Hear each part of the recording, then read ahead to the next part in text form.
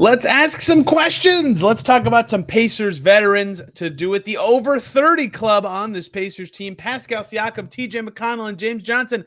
I have questions about your upcoming season. Plus, let's talk about some Adrian Wojnarowski all on today's Locked On Pacers podcast.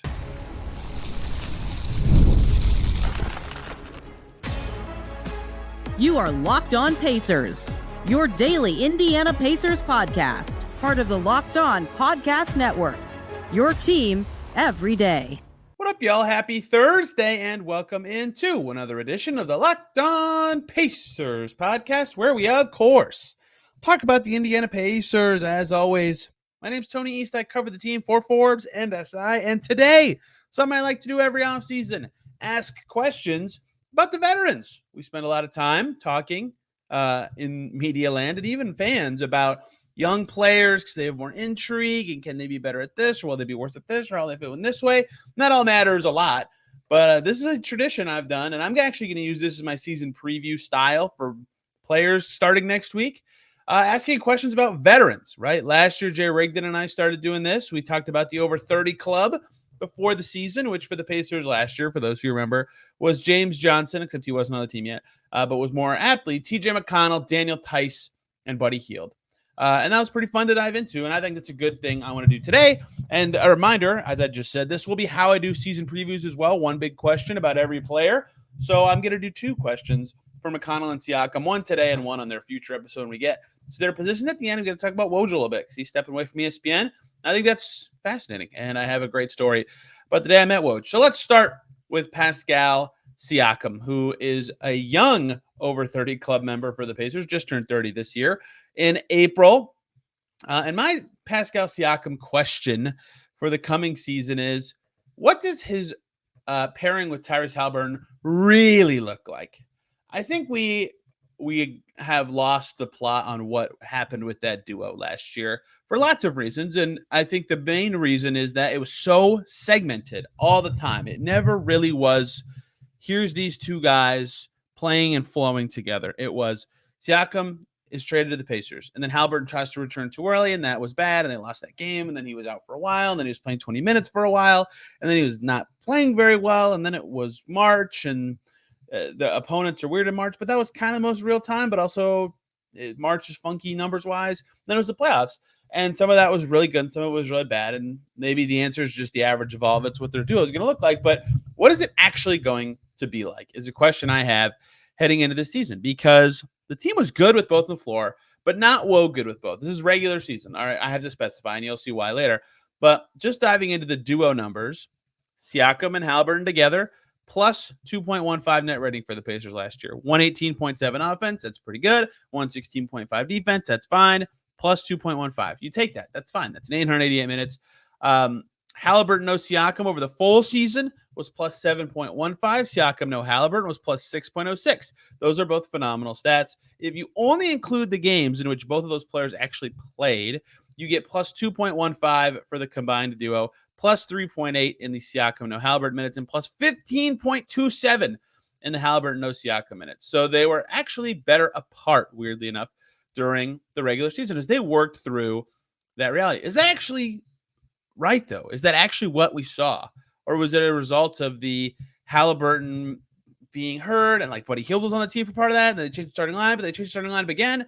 Like, is there anything we can actually take from that? Because is that what I think reality is going to look like this year? No, it's not what I think reality is going to look like this year. Can they hit that whoa number of those plus sixes, plus sevens together? Is that actually a thing? Because let's talk about down the stretch. And I'm going to cherry pick a bit to prove a point.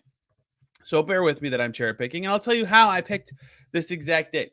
Tyrese Haliburton, we all saw it, right? He came back from his injuries playing 20 minutes a game, then he played 29, then 25, and then he played a little more heading into the All-Star break and had some okay games, and then really couldn't shoot it coming out of the break and clearly was himself, was not playing good. And then he had, I don't know if you guys remember this, that game in New Orleans where the Pacers got, I don't think the New Orleans missed a shot in the first quarter. The Pacers got smoked, and Haliburton had 0 points, missed every shot he took. And then 2 days later, they played the Spurs in San Antonio and lost to the Spurs by double digits, and Haliburton was 4 for 16, 12 points, 8 assists. Did not play well in either of those games. Those were really, to me, his last 2 awful games of the season. The rest of the way, he scored in double figures all but one time. The one time he didn't was the 8-point game he had against OKC where they still handily won. But either way, he played better down the stretch. His shooting percentages were good. And that was the last 20 games. So this arbitrary cutoff is after his most dismal stretch of the season, which is cherry-picked on purpose, but it's also a nice round number of the last 20 games. In the Pacers' last 20 games, Haliburton averaged 33 minutes per game, so the health was back. No funky, awful games. And the Pacers, with Siakam and Haliburton on the floor together in that stretch, had a 120.3 offensive rating. That's unbelievably good. And a 113.1 defensive rating for a good old +7, which matches what you saw with the one or the other on the floor number that I'd said for the whole season. So that suggests to me somewhat. That's 20 games out of the 41 Siakam played with the Pacers, and over half of the games he played with Haliburton, that they were at that level of like, oh man, these two together is just like, dang, the Pacers are unbelievable. And that's after they really settled in with the team that they have now. They traded away Buddy Hield. They figured out the starting lineup. Haliburton was actually playing. I did say I cherry-picked the date, so maybe I'm stupid to say, but that should mean more because that's the team they actually had. And then the next data point you go to chronologically, just flowing through the season, is the playoffs. And in the playoffs, they were amazing together. Plus 9.77 net rating in the playoffs with Siakam and Haliburton together. That's a small sample size, 383 minutes, but that's still really good. And they were less good. In fact, negative net rating with Siakam, no Haliburton, and negative net rating with Haliburton, no Siakam, right? So clearly they were additive together. And Rick Carlisle's talked a little bit about how that rotationally works, making sure one's on the floor or both are trying to do their best in all the situations. But my question is, with all these numbers that kind of suggest different things and go back to what I started with of all these segments of those two together, is what's the real duo? Clearly it's going to be positive, right? If Haliburton's on the floor, the Pacers are going to be a very good team. How big does that number get? And what does that mean for how good the Pacers are actually going to be this season? Can they hit those whoa numbers that they hit in those last 20 games? I don't think their defense is that good because that's March. In March, some teams stink. They're playing nobody. Some teams aren't playing for anything. There's less motivation going on. And in general, people talk about this. March numbers are the hardest to extrapolate real data from year to year. But it wasn't nothing. They played good teams. They were trying. They didn't play that many tanking teams in March. So can you really take anything from that? And can you really take anything from, oh my gosh, they were amazing in the playoffs? Right?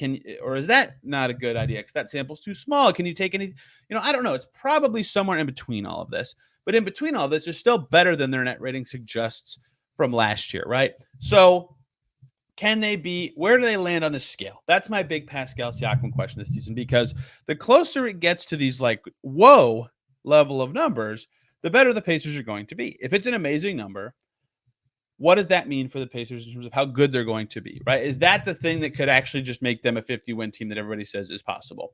Or is it not insanely good? And all these people predicting they'll finish 7th will be right.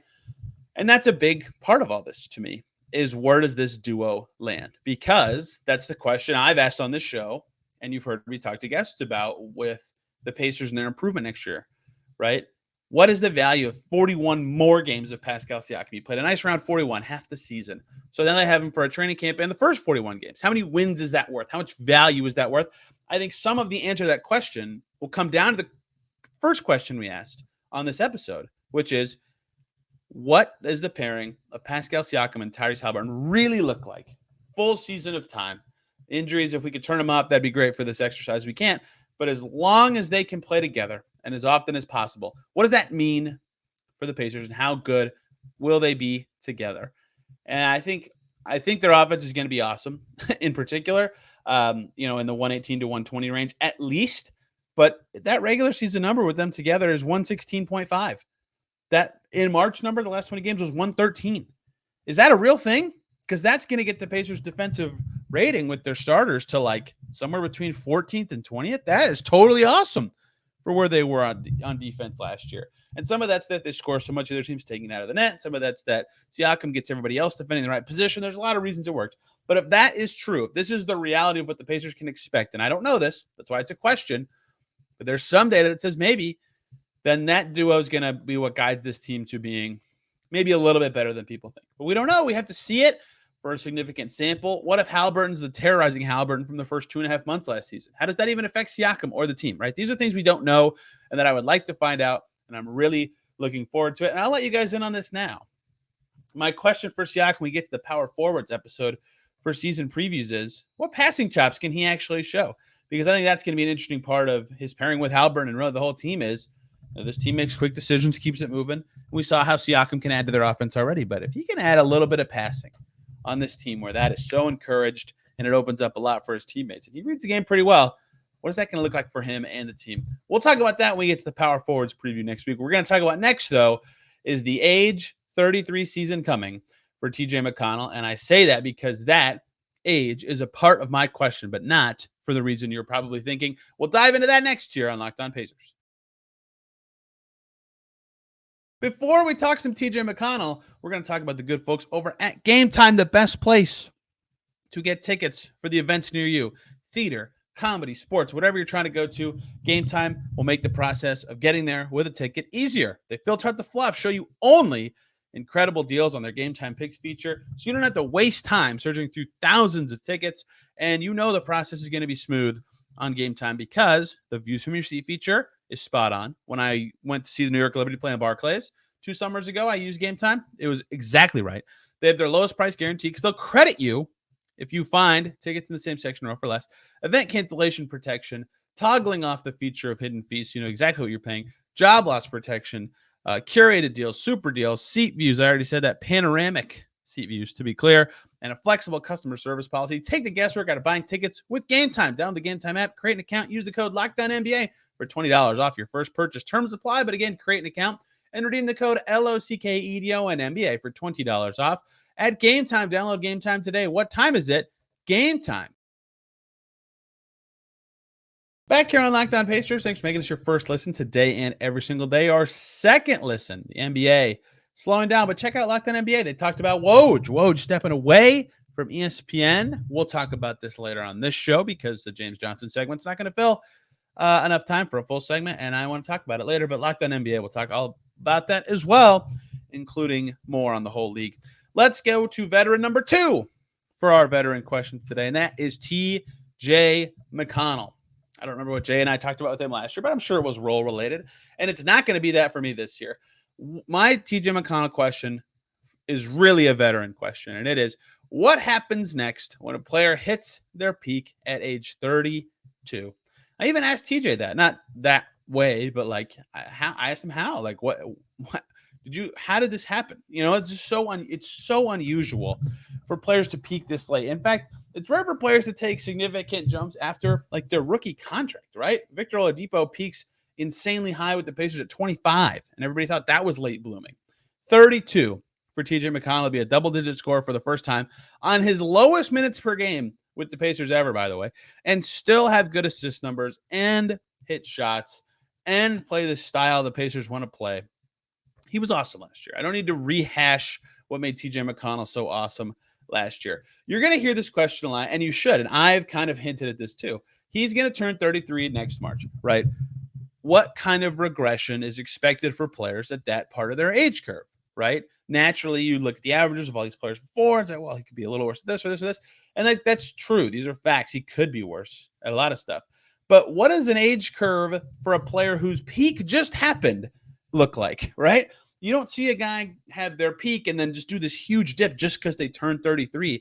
So that's kind of what I mean by, what does this look like, right? Does he actually get any worse? You know, I don't know, because I've never seen a player peak at 32. So yeah, you can ask the question. I can read his age on a piece of paper and say, yeah, maybe he'll be worse. He's 33. That's true. But I've never had to ask that question about somebody who just had their best season ever by a lot at 32. So what does that actually look like on the wave of impact in TJ McConnell's career? And I think the best way to answer that is, what did he peak at, and can he do that again? Because I think another way to frame this as a funny question is, we were talking about him being a regression candidate last year because he was 31 going on 32, and then he had his best season ever, right? So how does this all bake together? Now what happens? Because last year, you look at his shooting percentages, and everybody who watched him late in the season and saw this isolation scoring, and they carried it into the playoffs, right? That was all terrific. He crushed it shooting at the rim, 74%. He had never been above 69 before, but he had been at 69. That was with the Sixers, his final year there, 69.1. He's had some great seasons at the rim with the Pacers before, but never at that level. So that's great. He wasn't that awesome anywhere else. and accuracy-wise. I don't mean not awesome as in bad. He was very good in a lot of these ranges. From 3 to 10 feet, 52.7%. That's good. That's also like the 5th best or 4th best of his career. Okay, he can do better than that. I've seen him do better than that. 49.3% from 10 to 16 feet. He's done better than that twice before. Once with the Pacers and once with the Sixers. That's good. Not exceptional for him. Long twos, he stunk. He had a third of those. That's well below his career average, his second lowest number with the Pacers. And on threes, he doesn't take enough for me to really care, but over 40%, that's good, but not his career high. So it was really all the rim stuff in terms of actual efficiency peak, and he takes a lot of shots at the rim, so that matters. The part of his game that changed is him cutting out fluff shots, is what I'm going to call them. Shots that are just not stuff you should be taking a lot of, right? He took 7.4% of his shots were threes last year. That was his second lowest rate as a Pacer, the lowest one being his first year with the team when Nate McMillan was his coach, right? Of course, you're going to shoot fewer threes when Nate McMillan is your head coach. He took 2.5% of his shots as long twos last season for the Pacers. That was the lowest number of his career. Just don't take those at all, right? If the closer that number he gets to 0, the better. Meanwhile, he took 24.1% of his shots at the rim. That was actually his lowest number as a Pacer, but he added shots from 3 to 10 feet where he's money and shot a great percentage. In fact, he shot a career high number of attempts from that distance, and then 25.6% from 10 to 16 feet, his second highest as a Pacer, only behind that first year under McMillan when he was also making those a lot. So stylistically, he just took shots he's better at more often, or as a higher percentage of his shots. And that is reasonable to expect him to do again. So the aging question would be, as long as he can still get to those spots, as long as nothing about his speed fading away prevents him from getting there, he should be able to repeat at least some of what he did offensively. Now, there's a second part of this question that we'll get to on the point guards preview with him that I think is going to matter here a lot. But I don't think anything about just turning 33 is going to magically suck away his powers to focus on the shooting from where he did on the floor in the way I just described, right? A ton of 3 to 10 footers. And if you've watched the Pacers at all for the last couple seasons, you know he's going to make it over 50%, over 51.5% every season with the Pacers from that distance. It's such a unique shot. Defenders don't really know what to do with it. And he makes it at a very high clip, right? So the efficiency was there on this important shot. Now, let me use what I just explained. His efficiency, shooting from these good areas, making the shots, to say TJ McConnell didn't even have a career high true shooting percentage last year. His true shooting percentage last year was 58.6. It was actually better the year before. In 2020-21, the Bjorkgren season, it was 58.3, almost identical, right? He's had more efficient seasons than that, and he was still awesome. So a lot of it was volume. A lot of it was what he was asked to do, and that's all wonderful. But that doesn't scream like, wow, this is some outlier season where he had this bigger role. He didn't play more, right? His minutes were actually down from 2 years ago to last year. His usage rate was up. That is where a lot of this comes from. He was asked to finish more possessions. And so you could say that statistically that might not be the case again because Mathurin's going to rejoin the bench group when he's not hurt. That's true. In fact, guess what? Teaser, we do the point guards episode. My McConnell question is going to be, can he do all that again with Mathurin on the floor? That's a big question, no doubt. But in terms of actual aging, there's no reason to me that he's going to be worse per minute, per usage, per touch, whatever. It's just going to be a little shrunken to me. It'll go down a bit. He's focused on getting to the right shots. He knows his level of scoring ability. Teams can't stop him even when they know what he's going to do. And he plays the Pacers style, which matters so much and was why I thought the extension ended up being something that made sense once they got the partial guarantees at the back, because it's hard to get a point guard who plays like Tyrese Haliburton off the bench, but he can do it. So I think he can do some of this stuff again. The question is, what does 33 look like from a speed perspective? He is fast. His game does rely on speed. He has to be fast at his height, right? He's my height.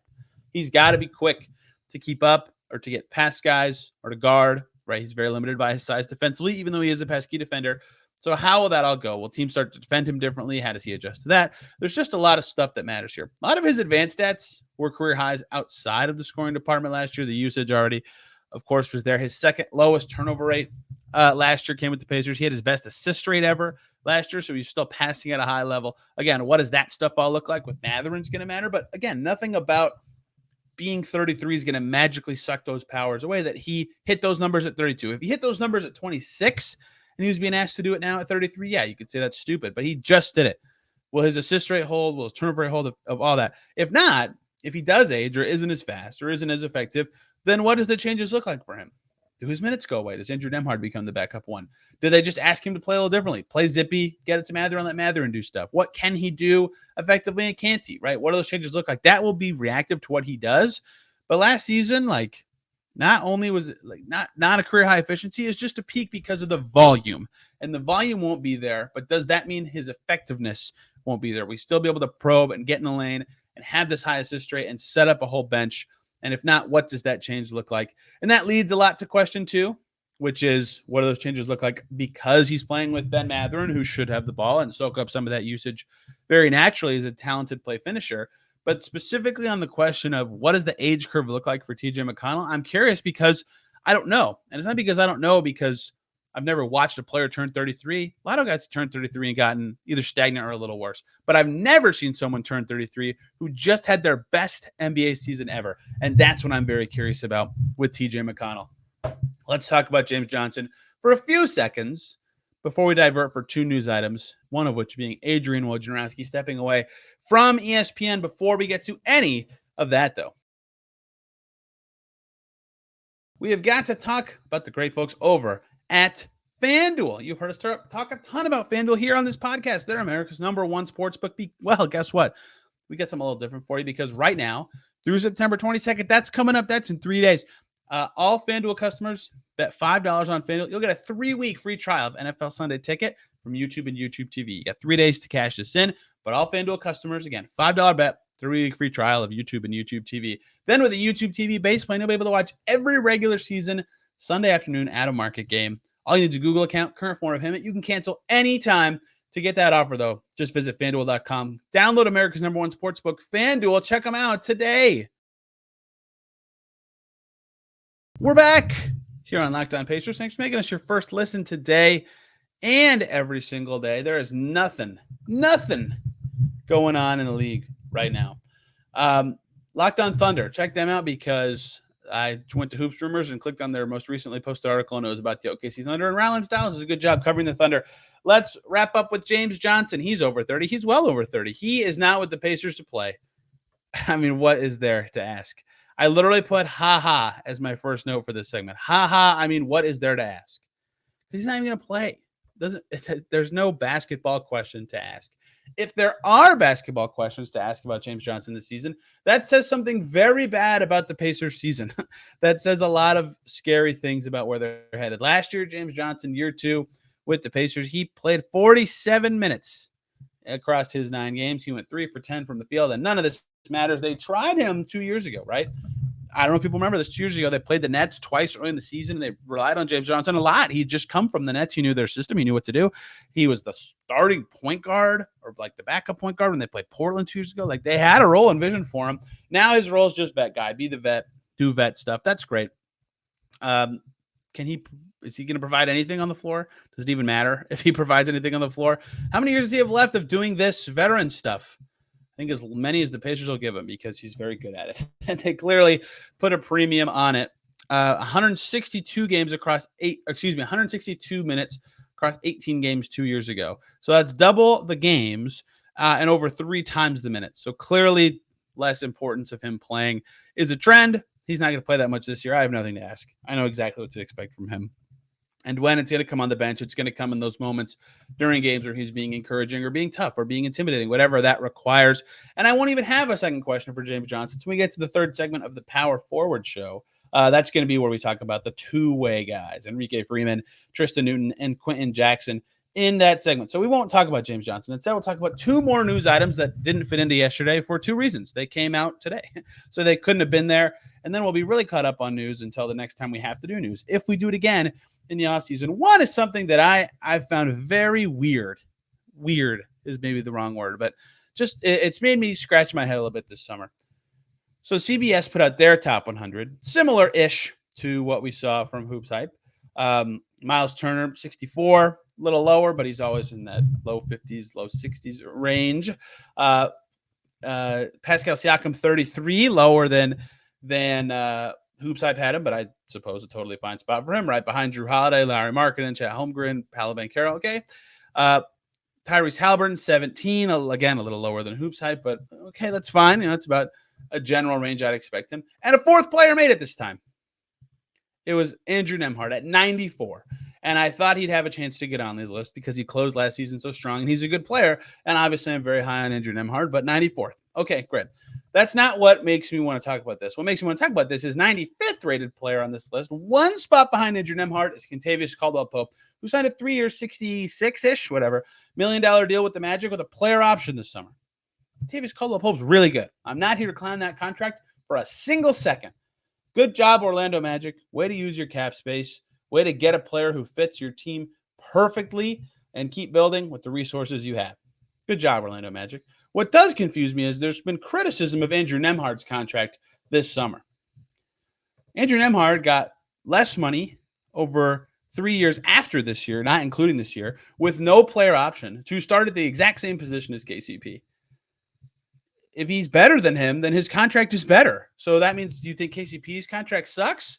Do you think Nembhard's is awesome? A lot of the criticism of the Nembhard deal from people, and let me be clear, the people who I think have had criticisms that actually like heard out are people I usually really value their opinion and really think they're onto something. I think people have been all over the map wrong about this one, mostly because I'm high on Andrew Nembhard. But like, if he's at the level of a guy getting 3 for 66 with a player option at the same position, it's a good deal.